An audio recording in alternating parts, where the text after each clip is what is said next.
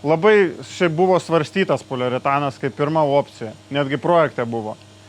Bet paskui dėl tų medinių konstrukcijų vaikščiojimo, atplyšimo, atitrūkimo galimybės, prastos garso izoliacijos. Nežinau, man atrodo poliuretanas, kad toks antikūnis mediniam name. Ne demblinę, ne lakštinę medžiagą pasirinkau dėl to, kad kiekviena ta kišenė jinai yra skirtingo dydžio ir yra platėjanti tiek horizontaliai, tiek vertikaliai. Tai tikrai būtų daug atraižų arba tektų užkaišioti visokiom atraižom. Tai manau, kad tą vienalytiškumą išlaikyti šiltinimo sluoksnį yra tikrai svarbu.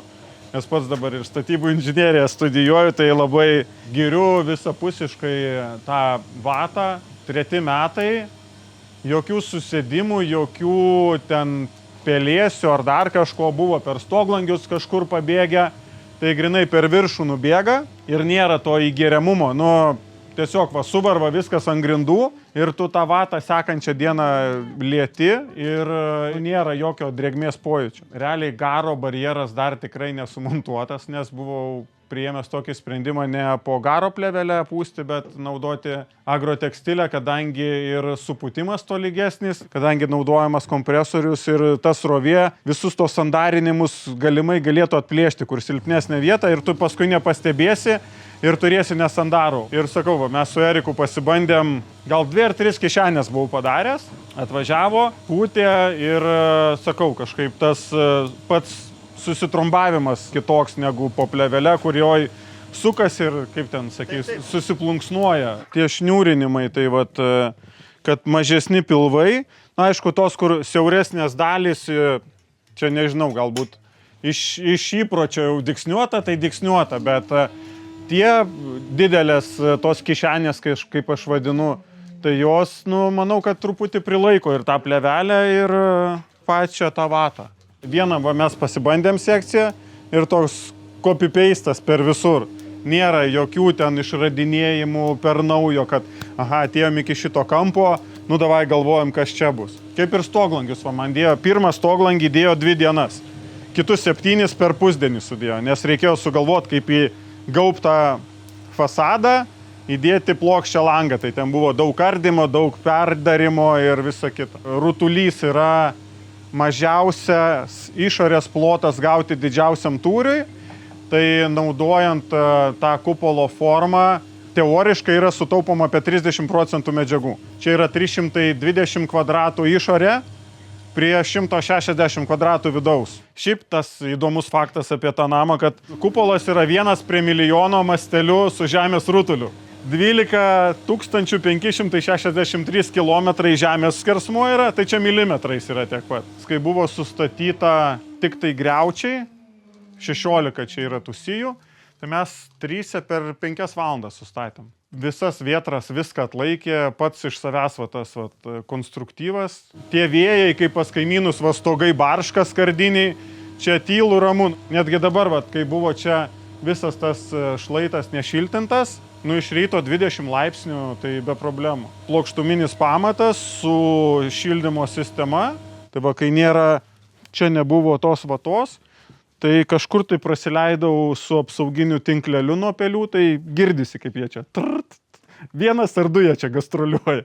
Šitoj vietoj buvo taip, barkšt, pataikiau per jį, tik tai brks ir nudribo žemyn. Tai mano pažįstamasis garsistas sako, čia grinai kaip ruporas garsas.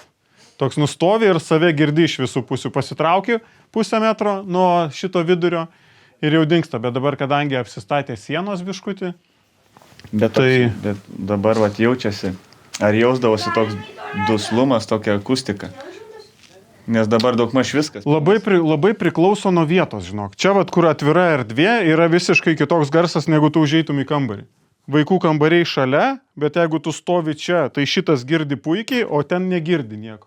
Pradėta montuoti garo izoliacinę plėvelę, dedant vidinės pertvaras, kad paskui nereikėtų žaisti, apeidinėti kampų.